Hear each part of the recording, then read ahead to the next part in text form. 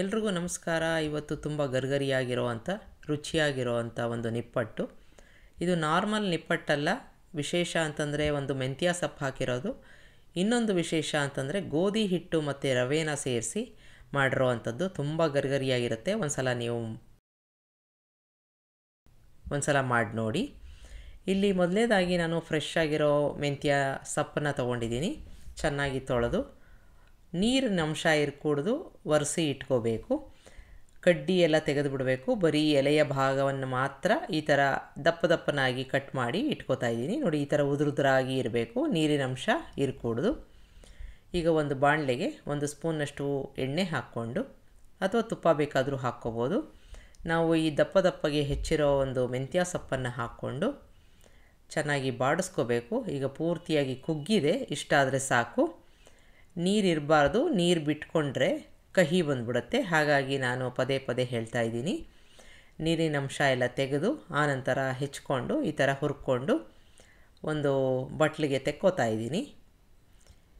ಈಗ ಒಂದು ಪಾತ್ರೆಗೆ 1.5 ಕಪ್ನಷ್ಟು ಗೋಧಿ ಹಿಟ್ಟನ್ನು ಹಾಕ್ಕೋತಾ ಇದ್ದೀನಿ. ನಾರ್ಮಲ್ ಗೋಧಿ ಹಿಟ್ಟು ನಾವು ಚಪಾತಿಗೆ ಬಳಸ್ತೀವಲ್ಲ, ಅದನ್ನೇ ಹಾಕ್ಕೋತಾ ಇದ್ದೀನಿ.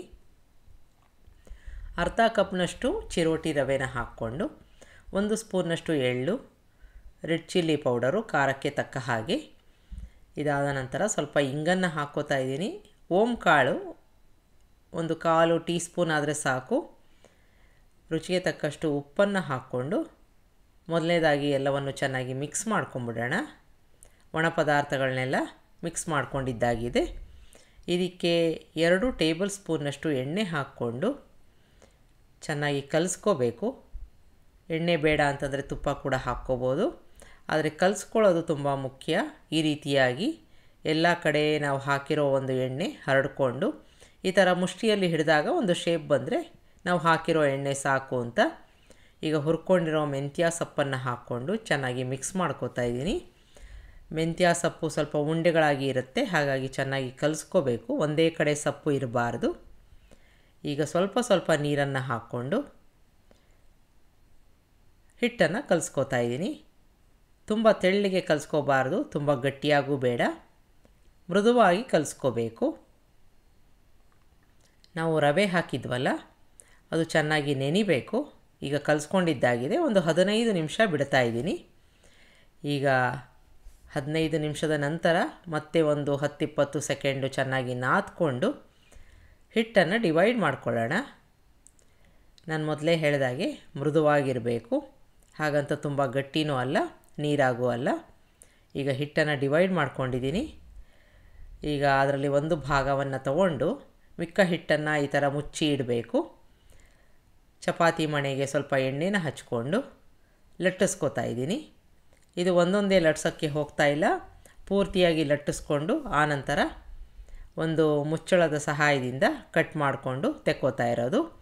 ಹಾಗಾಗಿ ಒಂದು ದೊಡ್ಡ ಚಪಾತಿ ಥರ ಲಟ್ಟಿಸ್ಕೋತಾ ಇದ್ದೀನಿ. ಈ ಥರ ಶಾರ್ಪಾಗಿರೋ ಒಂದು ಮುಚ್ಚಳ ತಗೊಂಡು, ಅದಕ್ಕೆ ಮುಂಚೆ ನೀವು ಒಂದು ಫೋರ್ಕನ್ನು ತಗೊಂಡು ಈ ಥರ ತೂತು ಮಾಡಬೇಕು. ನಮಗೆ ಉಬ್ಬಿ ಬರೋ ಅಂಥ ಒಂದು ನಿಪ್ಪಟ್ಟು ಬೇಡ, ಹಾಗಾಗಿ ಈ ಥರ ತೂತು ಮಾಡಿಕೊಂಡು ಆನಂತರ ಈ ಮುಚ್ಚಳದಿಂದ ಈ ರೀತಿಯಾಗಿ ಮಾರ್ಕ್ ಮಾಡಿಕೊಂಡು, ನಿಮಗೆ ಯಾವ ಸೈಜಿನ ನಿಪ್ಪಟ್ಟು ಬೇಕೋ ಆ ಥರ ಮಾರ್ಕ್ ಮಾಡಿಕೊಂಡು ತೆಕ್ಕೊಳ್ಳೋ ಅಂಥದ್ದು. ಕೆಲಸ ಬೇಗ ಆಗುತ್ತೆ. ಇಲ್ಲ ನಿಮಗೆ ಬೇಡ ಅಂತಂದರೆ ಸಣ್ಣ ಉಂಡೆಗಳನ್ನಾಗಿ ಮಾಡಿಕೊಂಡು ಲಟ್ಟಿಸ್ಕೊಂಡು ಕರಿಬೋದು. ಈಗ ಎಕ್ಸ್ಟ್ರಾ ಹಿಟ್ಟನ್ನೆಲ್ಲ ತೆಕ್ಕೊಂಬಿಡೋಣ. ಈ ರೀತಿಯಾಗಿ ಎಲ್ಲವನ್ನು ರೆಡಿ ಮಾಡಿ ಇಟ್ಕೊಂಡಿದ್ದೀನಿ. ಎಣ್ಣೆ ಈಗಾಗಲೇ ಕಾಯಕ್ಕೆ ಇಟ್ಟಿರಬೇಕು. ಈಗ ಅದರಲ್ಲಿ ಈ ಒಂದು ಲಟ್ಟಿಸ್ಕೊಂಡಿರೋ ನಿಪ್ಪಟ್ಟನ್ನ ಹಾಕಿ ಮೀಡಿಯಮ್ ಉರಿನಲ್ಲಿ ಒಳಗಡೆ ಮತ್ತು ಹೊರಗಡೆ ಗರ್ಗರಿ ಆಗೋ ತನಕ ಕರಿಬೇಕು. ತಕ್ಷಣ ತಿರುಗಿಸಿ ಹಾಕೋಕ್ಕೆ ಹೋಗಬಾರ್ದು. ಸ್ವಲ್ಪ ಮೇಲಕ್ಕೆ ಬಂದಿದೆ. ಈಗ ನಿಧಾನಕ್ಕೆ ಅದನ್ನು ತಿರುಗಿಸಿ ಹಾಕ್ಕೊಳ್ಳೋಣ. ಎರಡೂ ಬದಿಯಲ್ಲಿ ಚೆನ್ನಾಗಿ ಕಲರ್ ಕೂಡ ಚೇಂಜ್ ಆಗುತ್ತೆ, ಗರ್ಗರಿಯಾಗಿ ಆಗುತ್ತೆ. ತುಂಬ ರುಚಿಯಾಗಿರುತ್ತೆ. ಮೆಂತ್ಯ ಸೊಪ್ಪು ಹಾಕಿರೋದ್ರಿಂದ ವಿಶೇಷ ರುಚಿಯಿಂದ ಕೂಡಿರುತ್ತೆ, ಡಿಫ್ರೆಂಟಾಗಿ ಕೂಡ ಇರುತ್ತೆ. ಒಂದು ಸಲ ಮಾಡಿ ನೋಡಿ.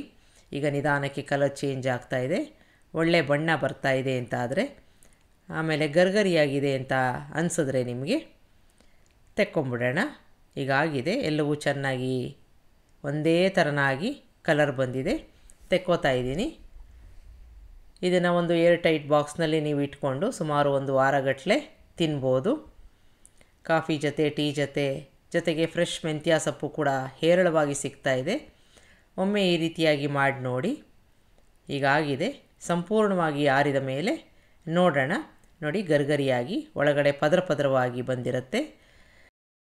ಈಗ ಈ ಒಂದು ಫ್ರೆಶ್ ಮೆಂತ್ಯ ಸೊಪ್ಪಿನ ನಿಪ್ಪಟ್ಟು ರೆಡಿಯಾಗಿದೆ. ವಿಶೇಷ ರುಚಿಯಿಂದ ಕೂಡಿರೋ ಅಂಥದ್ದು. ನಿಮಗೆ ರೆಸಿಪಿ ಇಷ್ಟ ಆದಲ್ಲಿ ಲೈಕ್ ಮಾಡಿ, ಶೇರ್ ಮಾಡಿ, ಕಮೆಂಟ್ ಮಾಡಿ, ನನ್ನ ಚಾನಲ್ಗೆ ಸಬ್ಸ್ಕ್ರೈಬ್ ಮಾಡಿ. ನಮಸ್ಕಾರ.